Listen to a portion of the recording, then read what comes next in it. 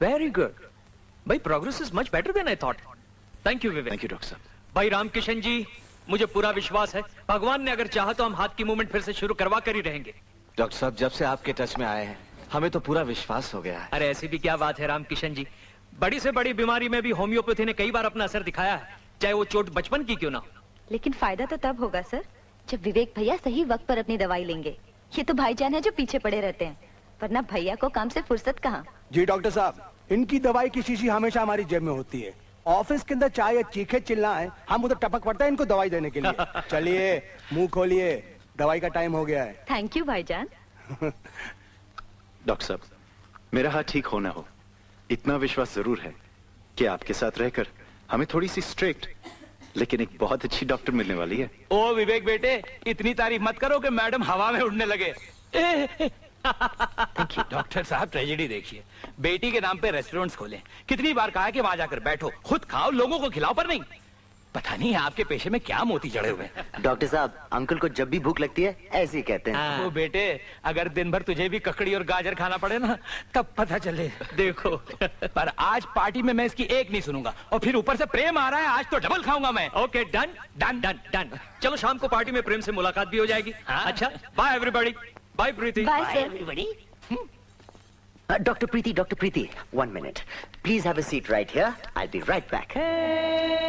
Hello जी, आज हमारे मंझले भैया श्री प्रेम बाबू अमेरिका से वापस आ रहे हैं। आपको अपनी खुशी की गहराई के बारे में कुछ कहना है जी?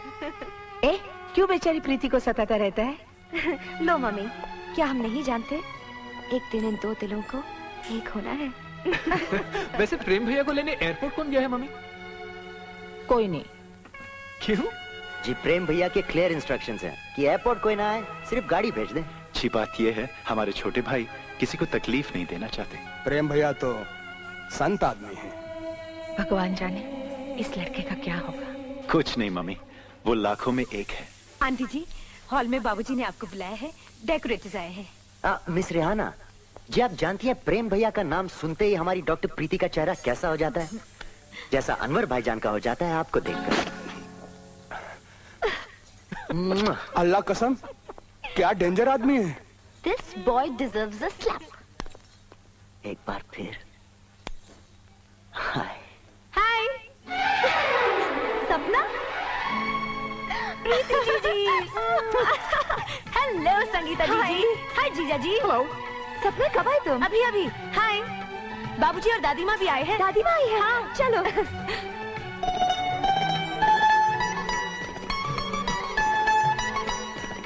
जी छोड़ेंगे?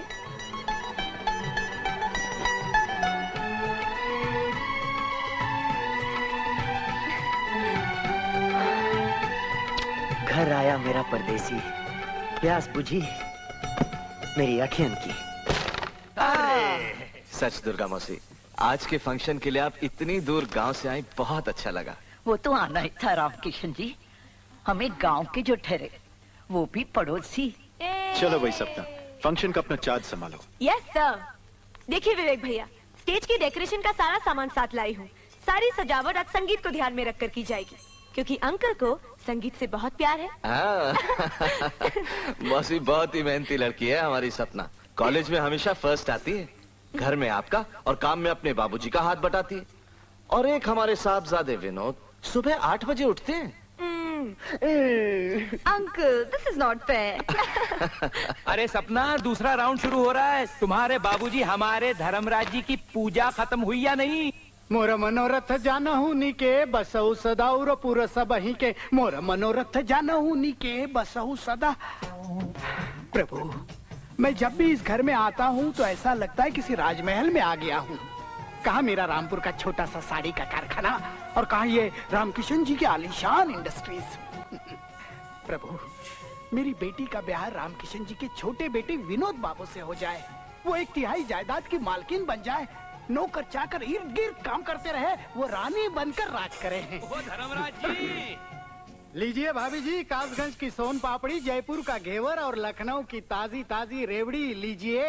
ये गलत बात है भाई साहब, आप जब भी आते हैं ढेर सारी मिठाइयाँ लेकर आते ज्यादा हैं। कहाँ है भाभी जी, बस चखने चखाने भर की तो है। लीजिए। हाँ, ये हुई ना बात।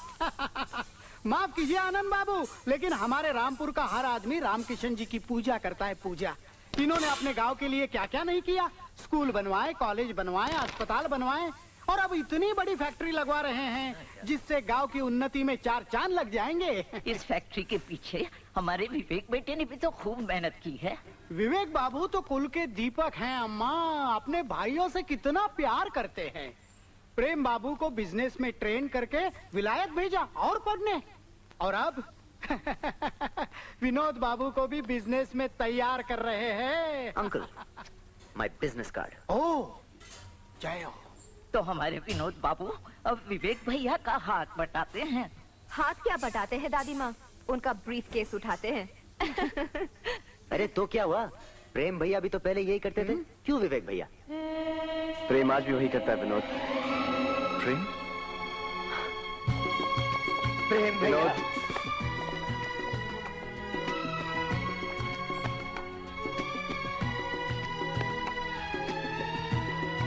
पापा, हाँ बेटा। प्रेम, वेलकम होम। प्रीतम अंकल। प्रेम। आंटी, प्रेम भैया आ गए। आ गए।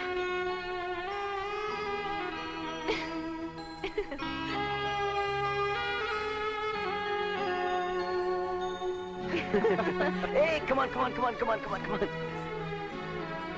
माँ, रहने दे। प्रेम, तू पिछली छुट्टियों में घर नहीं आया था ना, इसलिए माँ बड़ी नाराज है।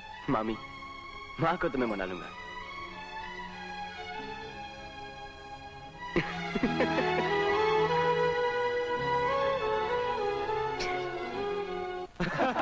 रामकिशन जी, जहाँ खाने के टेबल पर हंसी ठिठोली होती हो, जहाँ घर की लेडीज और बच्चियाँ हमें अपने हाथों से प्यार से खाना खिलाएं, वही घर है। वकील साहब, the family that praise together, eats together. ले प्रेम, तेरा मनपसंद हलवा। थैंक यू माँ। मम्मी, हमें इतने प्यार से कभी नहीं खिलाया। अच्छा, हमारी तो बस मामी है। ओ मामी के बच्चे। ले, साथ में ये भी लीजिए प्रेम भैया, गर्मा गर्म समोसे। थैंक यू जी, हमें भी। आप भी लेंगे? जी बिल्कुल, हमें तो मीठे से ज्यादा नमकीन पसंद है।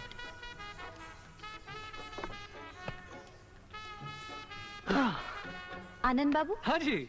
आप चाय और लेंगे? थैंक्स। प्रेम भैया लेंगे। नहीं, अरे नहीं, क्या आप तो सर्व करिए जी। क्या सीन है?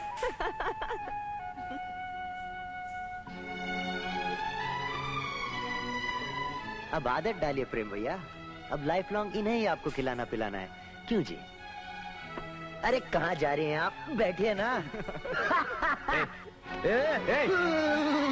अरे मुम्मू रानी, कहाँ हो? लो आ गई।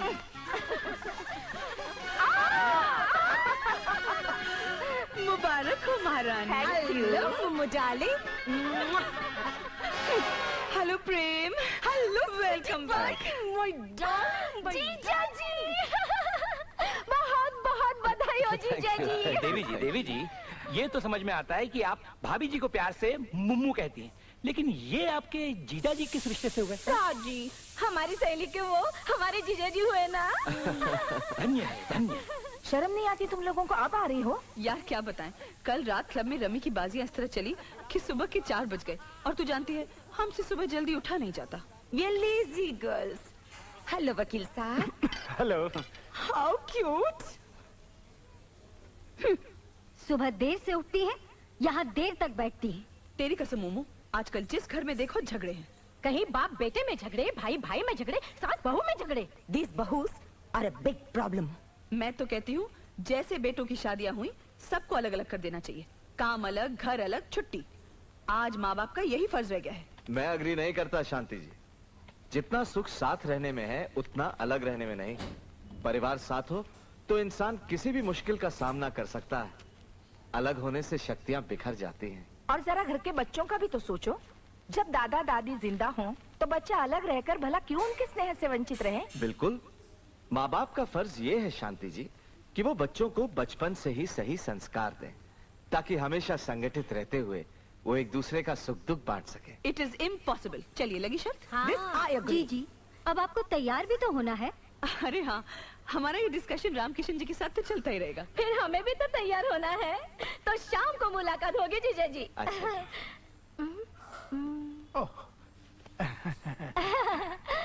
थैंक यू भैया। एक्सक्यूज मी, वकील साहब से कहिएगा सी यू।